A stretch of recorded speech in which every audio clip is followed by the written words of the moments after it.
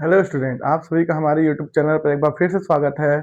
आज हम लोग क्लास 10th के फिजिक्स से बहुत ही इम्पोर्टेंट टॉपिक को लेकर इस वीडियो में आए हैं।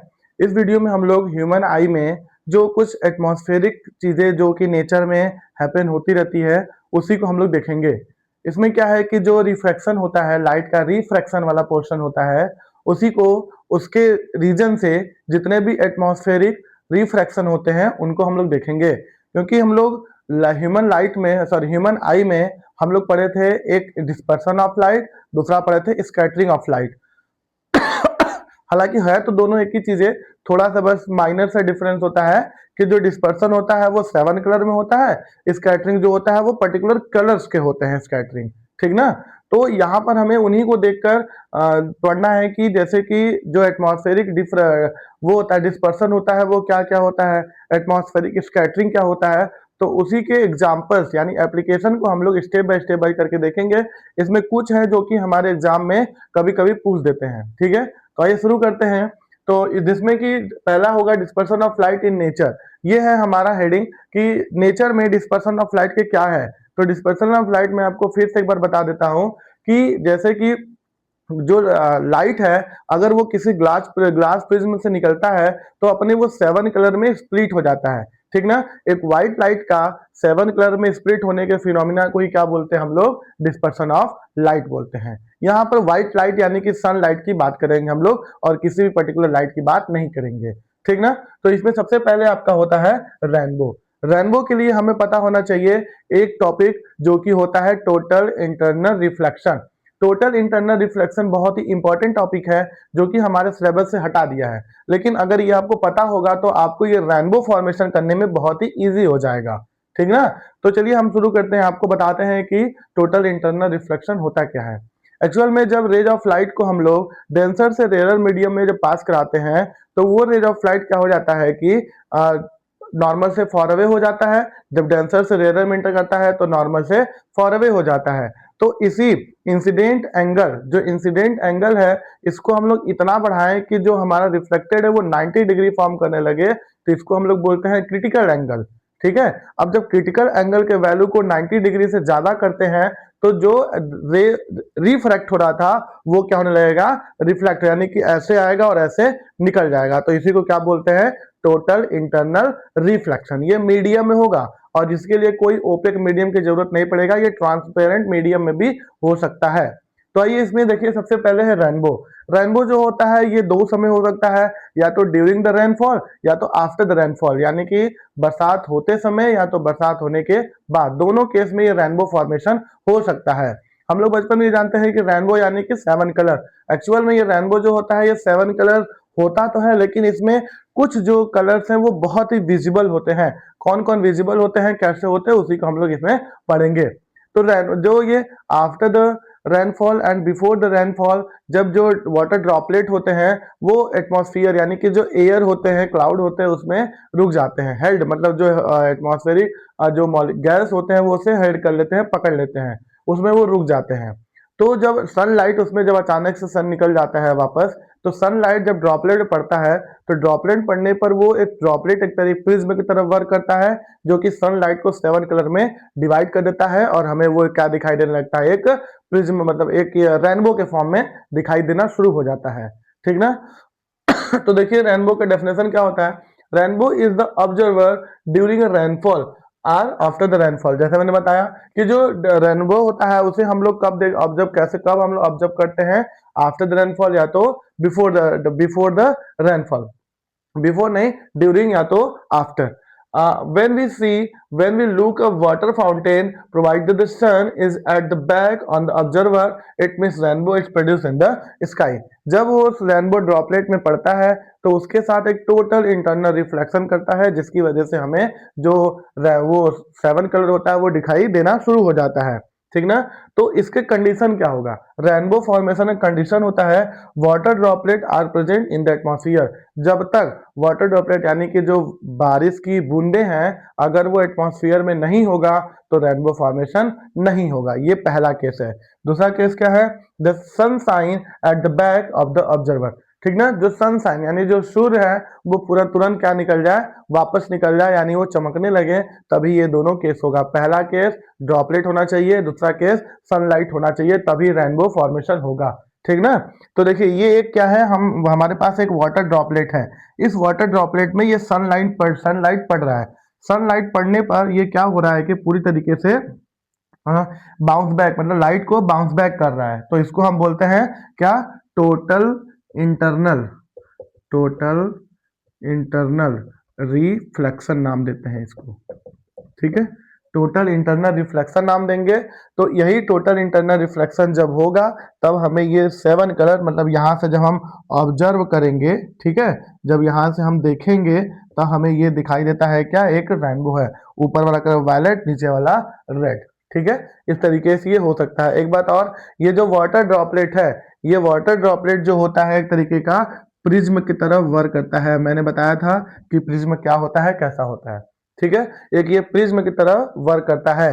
तो ये बात याद रखे रहिएगा कि सबसे पहले टोटल इंटरनल रिफ्लेक्शन होना चाहिए, वाटर ड्रॉपलेट होना चाहिए, सन होना चाहिए, बस सनलाइट होना चाहिए, तभी ये फॉर्मेशन करेगा। क्लियर है। तो ये हो जाएगा हमारा डिस्पर्सन ऑफ लाइट का पहला एप्लीकेशन, जिसको हम क्या बोलते हैं, रेनबो कहते हैं। क्लियर है। आइए देखते हैं कि दूसरा इसका एप्लीकेशन क्या होता है। तो नेक्स्ट टॉपिक है हमारा एटमॉस्फेरिक रिफ्रैक्शन। एटमॉस्फेरिक रिफ्रैक्शन, जो रिफ्रैक्शन होता है वो एटमॉस्फेयर में कैसे एग्जिस्ट करता है, उसी को हम लोग को देखना है। इसमें आपका पहला होता है ट्विंकलिंग ऑफ स्टार, यानी कि तारों का टिमटिमाना। तारों का टिमटिमाना, जैसे कि हम लोग कभी बचपन में देखे होंगे कि एक स्टार को कंटिन्यूअसली देखते रहते हैं, अचानक से वो स्टार अपने जगह से गायब हो जाता है, तो हमें लगता है कि ये स्टार यहाँ से गया कहाँ। ठीक ना। तो उस समय हमें लगता है कि वो गायब हो गया, लेकिन एक्चुअल में वो गायब नहीं होता है। वो स्टार अपने पोजीशन को चेंज करता है due to the atmospheric refraction. देखिए होता क्या है एटमॉस्फेरिक रिफ्रैक्शन, जैसे जैसे अगर हम लोग मतलब अर्थ से ऊपर की तरफ, स्पेस की तरफ जाने लगेंगे, तो जो लेयर ऑफ हम लोग का एटमॉस्फेयर होगा वो क्या हो जाएगा, बढ़ता जाएगा बढ़ता जाएगा बढ़ता जाएगा। यही होता है। तब जब रेज ऑफ लाइट, क्योंकि जो स्टार है वो स्पेस में है, तो स्पेस यानी कि वैक्यूम, जहां पर कोई भी एयर नहीं है, तो रेज ऑफ लाइट जब नीचे आना शुरू होता है, क्योंकि ये बढ़ता जा रहा है ना, तो जब नीचे आना शुरू होता है तो वो डेंसर से डेंसर, मतलब कि रेज ऑफ लाइट रेयर से डेंसर में इंटर करता हुआ आता रहता है, और वो अपने नॉर्मल से फॉर अवे होता रहता है। जैसे जैसे एटमॉस्फेरिक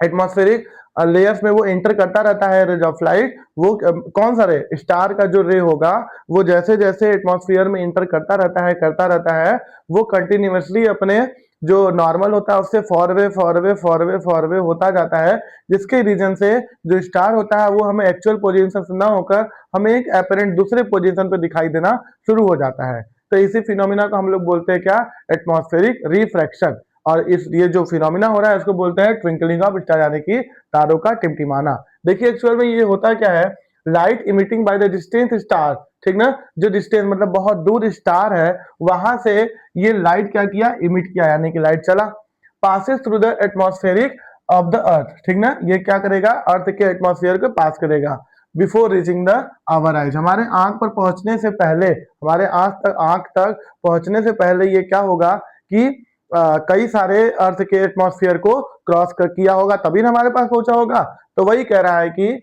जब स्टार से रेज ऑफ लाइट इमिट यानी निकलता है, तब ये हमारे अर्थ के कई सारे एटमॉस्फेयर को क्रॉस कर कर हमारे आग तक पहुंचता है। ठीक है, देखिए आगे, the atmosphere of the earth is the uniform. ठीक है, जो एटमॉस्फेयर ऑफ द अर्थ होता है ये तो यूनिफॉर्म, मतलब कि एक लेयर में बना रहता है। ये ऐसा नहीं है कि इसका लेयर कभी बढ़ गया, इसका लेयर कभी घट गया, ये एक लेयरिंग में बना रहता है। ठीक ना, तो यही कह रहा है कि जो यूनिफॉर्म ऑफ द जो एटमॉस्फेयर का एक अर्थ का एटमॉस्फेयर है वो यूनिफॉर्म में होता है, लेकिन ठीक ना, but consist of many layers, कई सारे लेयर से ये बने होते हैं, of the air of different densities. ठीक ना, हवा के डिफरेंट डिफरेंट डेंसिटी से ये क्या होते हैं, बने रहते हैं। यूनिफॉर्म कहने का मतलब कि एक सीधी रेखा में, एक स्ट्रेट लाइन में होगा, लेकिन उनके जो लेयर होंगे वो डिफरेंट डिफरेंट डेंसिटीज के होंगे। ठीक है, आगे कह रहा है द लेयर ऑफ एयर, ठीक ना, जो हवा के लेयर होता है close to the surface, surface के बहुत पास होता है, of the earth are optically denser, ठीक है ना।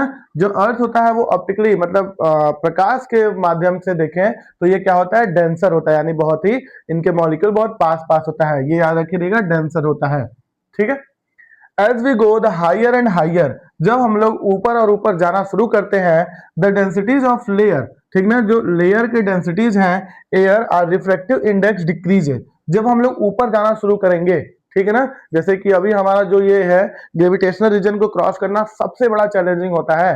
अगर आप ग्रेविटेशनल रीजन को क्रॉस कर लिए, समझ जाइए कि आप स्पेस में पहुंच गए। उसी को क्रॉस करने में ही कितने हमारे एयर जो रॉकेट्स होते हैं वो फेल हो जाते हैं। तो जो ये जो होते हैं, जो स्पेस वगैरह में जो हमारे इसरो वाले हैं, इसरो के जो साइंटिस्ट हैं, इनका सबसे बड़ा जो सक्सेस होता है ग्रेविटेशनल रीजन को क्रॉस करना ही होता है। अगर ग्रेविटेशनल रीजन को क्रॉस कर लिए, समझ जाइए वो स्पेस में पहुंच गए हैं। तो यही कह रहा है कि जैसे हम ऊपर और ऊपर जाना शुरू करेंगे तो एयर के जो डेंसिटी होता है वो डिक्रीज, यानी कि घटता जाता है, घटता जाता है, घटता जाता है, ठीक है, ऑफ द एयर। आगे देखिए, as the light from the star, ठीक है, जो light from the star enter the upper most layer, जब हमारे अपर मोस्ट लेयर में इंटर करेगा, मतलब कि जैसे मान लीजिए ये स्टार है, ठीक है, ये स्टार है, ये हम पहले वाले लेयर में इंटर करेगा, तब क्या होगा, ठीक है, इंटर द नेक्स्ट लेयर, ठीक है, व्हेन इट, देखिए यहाँ पर layer of the atmosphere it bends toward the normal, देखिए यहाँ पर बोले थे ना कि ये क्या हो जाता है कि नॉर्मल तरफ बेंड हो जाता है। क्यों? क्योंकि जो रेज ऑफ लाइट है वो कहां से कहां इंटर कर रहा है, रेयर से डेंसर की तरफ इंटर कर रहा है। When it enter the next layer, जब ये अगले लेयर में इंटर करता है, दिस प्रोसेस, ठीक ना, ये जो प्रोसेस, ये जो प्रक्रिया चल रहा है, ये कंटिन्यूअस चलता रहता है, कब तक, जब तक कि लाइट हमारे आंख तक नहीं पहुंच जाता है, ठीक ना। तो मतलब यही कह रहा है कि जब लाइट स्टार से चलना स्टार्ट करता है तो वो कंटिन्यूअसली जो नॉर्मल होता है उससे फॉर अवे होना शुरू करता है, और ये प्रोसेस तब तक होता रहता है जब तक कि जो रेज ऑफ लाइट हमारे आंख तक नहीं पहुंच जाता है, ठीक है। So due to the refraction, so due to the refraction of the light, ठीक ना, यही रिफ्रैक्शन ऑफ लाइट से the apparent position of the star, जो अपरेंट यानी एक्चुअल पोजीशन ऑफ स्टार होता है, ठीक, मतलब जो हमें अपीयर होता है, ठीक ना, of the star is different from the actual position of the star, ठीक है ना। यही रीजन से एक्चुअल पोजीशन से हमें एक दूसरे पोजीशन पे दिखाई देना शुरू कर देता है स्टार। इसका एक डायग्राम से आपको हम एक्सप्लेन करते हैं तो आपको शायद समझ में आए कि एक्चुअल में इसमें हो क्या रहा है। हम ये जो बोल रहे हैं कि स्टार जो है वो लाइटर टू लाइटर है, हायर टू हायर हम जैसे बढ़ रहे हैं उसका जो डेंसिटी है वो डिक्रीज करता जा रहा है। तो इसी पॉइंट को मैं एक्सप्लेन करता हूं। जैसे मान लीजिए कि ये हमारे पास एक स्टार कोई है, ठीक है, एक स्टार है, तो मान लीजिए कि ये हमारा इसके नीचे जो है, ठीक ना, इसके नीचे जो है ये हमारा अर्थ है, ठीक ना, ये हमारा अर्थ है, मान लेते हैं ऐसा।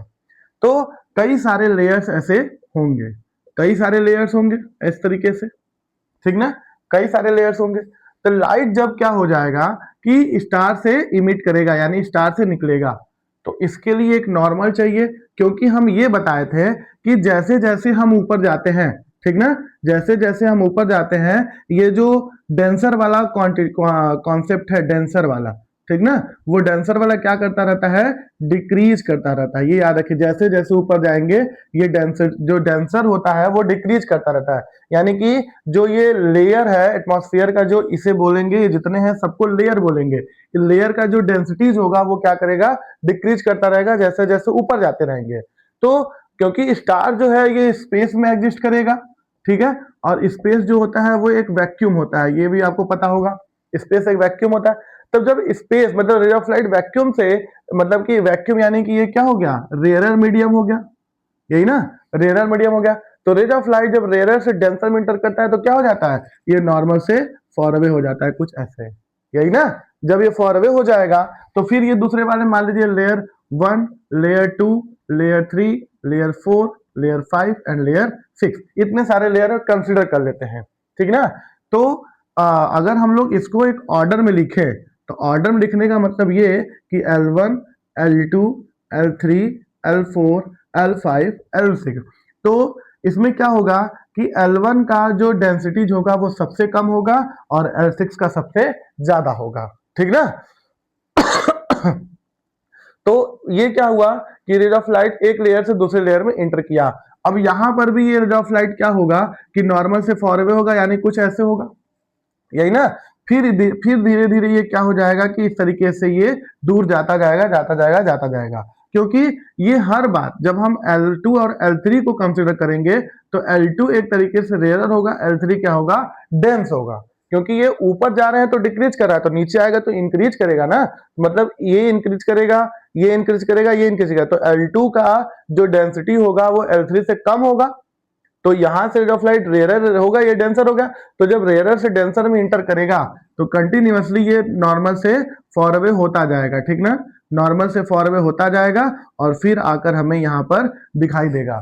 और जब हम इसका एक्चुअल पोजीशन बनाएंगे, ठीक ना, तो एक्चुअल पोजीशन हमें स्टार कहाँ दिखाई देगा, कुछ मतलब कि ये पोजीशन 1 मान ले तो ये पोजीशन 2, एक्चुअल में स्टार कहाँ था, P1 पे था, हमें कहां पर अपीयर होगा, P2 पर, क्योंकि हम यहां से देख रहे हैं ना। तो ये जब रिफ्लेक्ट होता है, मतलब ये जो रिफ्रैक्शन है ये होता रहेगा, मतलब नॉर्मल से फॉर अवे होता रहेगा, तब हमें ये कहां दिखाई देगा, P2 पोजीशन दिखाई देगा, ठीक ना, यानी अपने एक्चुअल पोजीशन से थोड़ा सा डिस्प्लेस, मतलब कि दूर दिखाई देगा। क्यों, क्योंकि ये एटमॉस्फेरिक रिफ्लेक्शन शो कर रहा है, ठीक है ना। इस तरीके से हम ये कह सकते हैं कि जो स्टार है अपने अपेरेंट पोजीशन से न दिखकर हमें, एक्चुअल पोजीशन न दिखकर हमें एक अपेरेंट पोजीशन से दिखता है, जो कि एक हमारे आंख का एक वो होता है, इल्यूजन कह सकते हैं ना, वो होता है ऐसा, मतलब कि एक्चुअल में नहीं होता है लेकिन फिर भी ये दिखाई देता है, ठीक है। तो यही हो जाता है क्या, ट्विंकलिंग स्टार। ये इंपॉर्टेंट है, मोस्ट इंपॉर्टेंट कर लीजिए इसे, एग्जाम में समझ आइए कि किसी न किसी सेट में ये जरूर एक दे देगा, केस बेस्ड दे देगा, या तो लॉन्ग टर्म में, लॉन्ग टाइप क्वेश्चन में जरूर दे देगा। दूसरा देखते हैं कि जो सनसेट एंड सनराइज है हमें 2 मिनट पहले 2 मिनट बाद क्यों दिखता है, उसको भी देख लेते हैं। तो नेक्स्ट हम लोग का एटमॉस्फेरिक रिफ्लेक्शन का जो एग्जांपल है वो है apparent position of the sun during the sunrise and sunset. सूर्य उदय होते समय और सूर्य डूबते समय, यही दोनों के बीच में जो एक टाइम ड्यूरेशन होता है वो होता है आपका 2 मिनट्स का।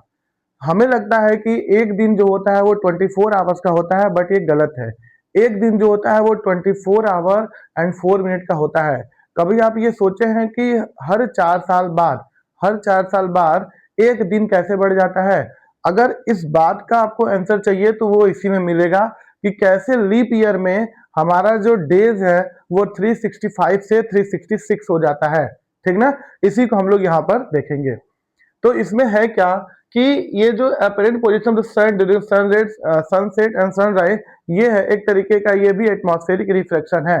तो इसमें होता क्या है कि सूर्य उदय होने के 2 मिनट पहले और डूबने के 2 मिनट बाद, ठीक ना, पहले मतलब सूर्य उदय होने के 2 मिनट पहले तक और डूबने के 2 मिनट बाद तक हमें जो सन होता है वो दिखाई देता है। एक्चुअल में ये क्यों दिखाई देता है? Due to the reflection of atmospheric refraction, ठीक है ना। देखिए होता क्या है, कह रहा है कि when a ray of light enters the earth atmosphere, जब रेज ऑफ लाइट है हमारे अर्थ के एटमॉस्फेयर में इंटर करता है, it continuously bends towards the normal. जैसा मैंने उसमें बताया था कि जैसे जैसे ऊपर जाएंगे लेयर्स क्या हो जाएगा, बढ़ता जाएगा। तो वही स्टार वाला फिनोमिना इसमें भी लगा है। as it moves from the rarer layers of the atmosphere to the denser layer, ठीक ना। ये मूव करता है कहां से, रेयर से डेंसर मीडियम में कंटिन्यूअस मूव करता रहता है और वो अपने पोजीशन से दूर होता रहता है, ठीक ना, एक अपेरेंट पोजीशन पर जाना शुरू कर देता है। द अपेरेंट शिफ्ट, देखिए यहाँ कह रहा है the apparent shift in the direction of the sun from its original direction, ठीक ना। The apparent shift from its sun is the original direction in 0.5 degree. 0.5 degree को क्या हो जाता है कि घूम जाता है, रोटेट कर जाता है। And the time difference actual sunrise apparent sunrise it's 2 minutes, ठीक ना। जो एक्चुअल सनराइज होता है और जो हमें अपेरेंट मतलब अपीयर होता है उनके बीच में 2 मिनट का गैप होता है, ठीक ना। जैसे हमें लगता है कि सूर्य उदय हो गया लेकिन हुआ नहीं रहता है वो, ठीक ना। The same result is obtain, the same result is obtain during the sunset. यही रिजल्ट जो मतलब यही जो होता है, यही फिनोमिना सनसेट के समय भी होता है। सूर्य उदय हो जाता है, हमें होने के 2 मिनट बाद वो अपीयर होना शुरू होता है, ठीक ना। और जो डूबते जब सेट होता है, मतलब जब सनसेट होता है तो वो सेट मतलब कि जैसे हमें लगता है कि वो क्या हो गया, सेट हो गया, लेकिन वो सेट 2 मिनट पहले ही हो गया रहता है, ठीक ना। तो यही कह रहा है thus the day appears to be the 4 minute longer, ठीक ना, 4 मिनट ज्यादा हो जाता है। एक दिन हमें लगता है कि जो 1 डे होता है वो 24 आवर का होता है, लेकिन नहीं, 4 मिनट एक्स्ट्रा होता है। इसी वजह से after the 4 year, after the 4 year the 1 day the increase, यानी कि 366 डेज हो जाता है, जिसको हम नाम क्या देते हैं, लीप ईयर नाम देते हैं, ठीक ना, जिसको हम नाम देते हैं लीप ईयर, 366 डेज। देखिए ये होता क्या है, जैसे कि ये हमारा एक हॉरिजन है, अब यहां से हम क्या कर रहे हैं, मतलब अर्थ अर्थ है और यहाँ पर एक सरफेस है, वहीं से खड़े होकर हम लोग सन को देख रहे हैं। सन जो है एक्चुअल में कहां पर है अभी, ये हमारे कुछ हॉरिजन के नीचे है, ये जो है हमारा एटमॉस्फेयर है, ये हॉरिजन के नीचे है। अब यहां से ये कंटिन्यूअसली अपने पोजीशन को चेंज करता जाएगा, करता जाएगा, करता जाएगा, हमें ऐसा लगेगा कि जो सन है वो पूरी तरीके से राइज हो चुका है, मतलब उग चुका है, लेकिन वो एक्चुअल में उगा नहीं रहता है, ठीक ना। तो यही रीजन है जिसके कारण हमारा हर दिन 4 मिनट एक्स्ट्रा होता जाता है, और वही 4 मिनट 4 साल बाद वो कितना हो जाता है आपका 1 डे एक्स्ट्रा हो जाता है, ठीक ना। अगर हम बात करें कि 24 आवर में कितने मिनट होते हैं, तो आप मल्टीप्लाई करके निकाल सकते हैं, ठीक ना। 1 आवर में 60 होता है, तो आप मल्टीप्लाई करके निकाल लीजिए कितना मिनट हुआ, उसी मिनट के अकॉर्डिंग आप डिवाइड कर दीजिए, तो आपको दिख जाएगा कि 4 डे एक्स्ट्रा हुआ है, ठीक ना। इस तरीके से हमारा क्या होता है कि सनसेट एंड सनराइज के समय 2 मिनट पहले और 2 मिनट बाद हमें ये चीजें अपीयर होना शुरू हो जाता है। क्यों होता है, due to the atmospheric refraction होता है, ठीक है ना। तो ये जो है हमारा, ये हमारा एटमॉस्फेरिक रिफ्लेक्शन का देख लिए, और एक डिस्पर्सन ऑफ लाइट का देख लिए। अब नेक्स्ट जो हम लोग एप्लीकेशन पढ़ेंगे वो है क्या आपका, स्कैटरिंग ऑफ लाइट का, ठीक है। तो उसको हम लोग नेक्स्ट वीडियो में देखेंगे। तब तक के लिए थैंक यू सो मच।